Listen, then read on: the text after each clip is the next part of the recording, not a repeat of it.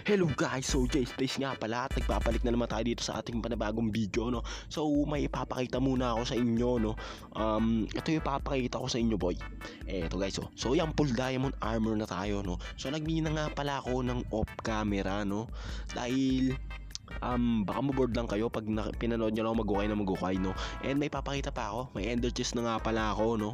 And ito guys, meron tayo ditong fortune pickaxe, bro. Ayan, fortune pickaxe. Tsaka meron na rin tayo ditong elytra, no. Ayan guys, so galing to kay Crappy, no, yung katim natin dito, no. And tong ender chest is galing yan kay Binson. Yes, kay Binson yung galing, boy. Tapos eto guys, yung mga tupa natin na yan, oh my god, gagawa natin yun ng farm guys, automatic farm. And then yun yung ititinda natin sa shopping district natin. Pero bago yun, may isa pa pala ako ipapakita sa inyo, no. So ito nga pala, boy, no. Ayan, meron tayo ditong smithing template, galing din niya kay Binson, napakabait, binigyan ako, boy. So yun na nga. So dahil kailangan natin ng mga gamit doon sa ating wool farm, no, kailangan doon ng iron. Kasi kailangan doon ng minecart tas hopper, boy. So mapapagastos na naman ako dito sa iron. Ay nako, wala na nga ako. wala na nga ako, boy. So tignan natin kung may iron pa ako dito sa baba ko, no. So ayun, meron pa ako ditong 56. So habang hinihintay natin itong maluto, no, mayroon tayong pupuntahan, no. Alam ko kasing kukulangin pa yung kasi alam ko kasing kukulangin pa yung iron natin, kaya meron tayong pupuntahan na lugar kung saan tayo makakabili ng iron, no. So punta tayo sa portal, meron akong alam na mabibili natin ng iron. So dito, no, dito yung sinasabi ko sa base di Blably, no. Kasi alam ko nagbebenta siya ng iron kasi nabenta niya na ako nung isang araw, eh. Alam ko dito alam ko dito ako makakahanap ng iron, no. So wala si Blably ngayon dahil ako lang mag-isa sa server ngayon, no. Ano to? Wag mo ng mga okay. Okay, boy. So dito basahin muna natin to, guys. Second floor ng tower, meron akong enchanting room. Enchantment level 5 iron ingot. Enchantment level 10 iron ingot. Enchantment level 5 diamond scam. Ang galing, ang galing. Kung may gusto kang i-trade, sabihin mo sa akin either sa server or sa GC Blably.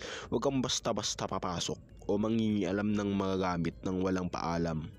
Oh my goodness, nandito pa nga lang ko, boy. Pwede ako pumasok at mangialam ng mga bagay dito. So hanapin natin yung iron niya, no. So nandito, ala, nagbebenta ka pala niya, na masama yan, kapatid. So dito siguro, alam ko dito yun, eh. Ayun, no, may iron guys, hindi pa pinaabot ng 1 stack. Ano ba naman yan? Oh ayan, nagbayad ako dyan. Baka Sabihin niya, ninakaw ko yung iron niya, eh. ayan guys, so may isa pa tayong pupunta, no, is sa base ni Binson dahil may nakita akong quartz doon nung dumalaw ako sa kanya. Hindi totoo yan. Eh nakikita ko na ang base ni Binson. Ayan, portal pala ni Binson. Yan, o. Ay boy, ang lupit naman pala dito, boy. Abay, Bidleries pala si Binson. So nasa na ba yung bahay niya, no? Doon ko kasi nakita yung quartz, eh, nung dumaan ako dito para i-connect yung portal niya sa aming nether hub, no. Alam ko dito ko nakakita yun, eh. Wait lang, tingnan nga natin. Uy, nandito nga, boy. So bibili tayo ng isang stock lang siguro, boy. Ayos siguro isang stock lang, no. So syempre naman babayaran natin to ng diamond, boy. Hindi naman pwedeng libre na lang natin kukunin yan, di ba? Pwede na! So nandito nga pala tayo sa base ni Frank, no, dahil manguha tayo ng bamboo, no? Kaya ako'y magbabalik kapag nakakuha na tayo ng enough na bamboo para do sa build. So yun, nakakuha na nga tayo ng, sa tingin ko, enough na yung bamboo, no. So pangalawang balik na nga pala natin to, at pangalawang balik na natin dito sa bamboo forest na to, at may nakain pang panda dito. So ito guys, so marami-rami na naman siguro to, no. Tapos meron pa doon sa bahay kasi nakadalawang balik nga ako. So uwi na tayo at simulan na natin yung paggawa nun. So eto, nakauwi na nga ako, guys. So eto nga pala yung mga bamboo na nakuha natin, no. So sapat na siguro yan para makagawa ng enough na bamboo block na panggawa ng ano natin, guys, nung wool farm natin, no. So ba't nga ba ako nanguha niyan? Para sa build kasi yan. Para sa build kasi yan, guys. So kunin natin muna yung iron dun sa taas. Hello guys, so pangalawang araw na ng paggawa natin itong wool farm na to, no?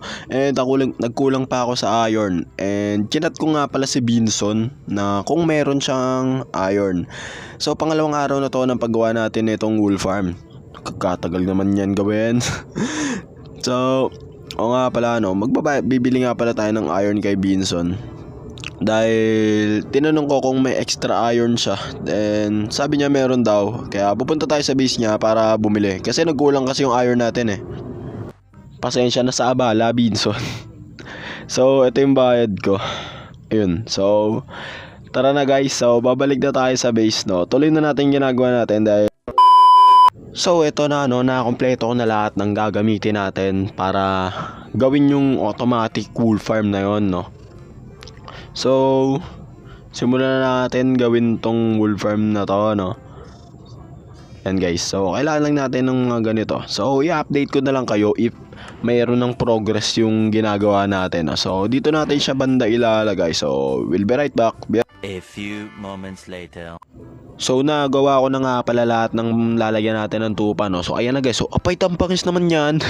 So, babalik ulit ako, no. Ililipat ko lang muna lahat ng kulay ng tupa dito, no. So, BRB. Ma'am, galing mo pala dyan ah. So, ito ako'y nagbabalik dahil nailipat na natin at nailagay na natin ang mga kulay ng mga tupa natin, no. So, wait lang, tanggalin muna natin tong dirt na to. Dito kasi ako umakyat guys para mabingwit natin yung mga tupa palabas dun sa fence. So, yes, biningwit ko sila dun sa fence palabas dahil mahirapan tayo, lalabas natin sila lahat, no. So, eto nga pala, no. Ayan, eto na guys. So, panis, napakaangas. So, ayan na guys. So, ayan na, ang angas guys. So, iba-iba yung kulay. So, ang next naman natin is yung build. Hindi naman pwede kasi nang ganyan lang yan. So, ibibuildan pa natin yan, no. So ito, no, lalagyan na natin siya ng design, no. Siguro yung design nito ano na lang guys. So, para siyang ano, What? ano siya guys, barn siya guys, barn. Ay hindi, wag dito. So barn siya guys. Barn yung itsura niya.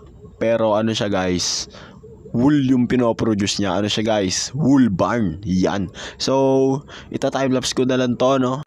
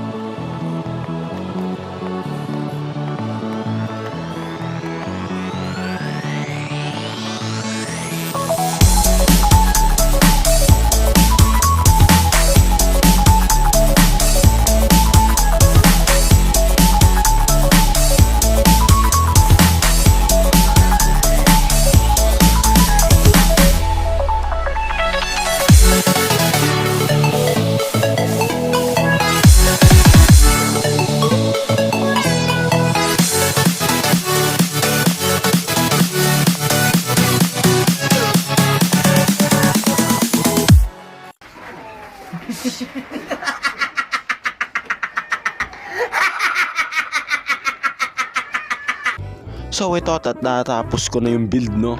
Excited na ba kayong makita? Kasi ako hindi. Hindi, joke lang. Ang tagal ko ginawa to, eto na siya. Oh, di ba? Napakalupit ng barn natin, boy. Malupit pa sa malupit. So, ayun guys, so dyan natin nagamit yung mga bamboo, no? Tapos yung gilid niyan, eto yung malupit yung gilid niya banda. Yan lang yung malupit. So, ayun guys, so. Oh, di ba? Napakaangas niyan guys. Tapos pagpasok mo dyan, may kita mo agad yung mga kambing. So okay naman siya, 'di ba? So try natin pumasok. So ito lang siya guys. So ganyan lang siya guys. Wala pa rin pinagbago, no.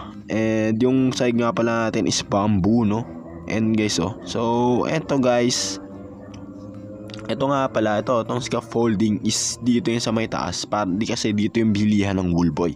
Dito yan, o di ba? Kasi may tindahan tayo ng wool dito guys. Ito yung ititinda natin sa shopping district, no. So ayun guys, may mga stock na pala tayo dyan, no. So 32 is, ayun guys, 32 is 1 diamond. Kasi naghihirap na ako, boy. Kailangan ko nang maging scammer.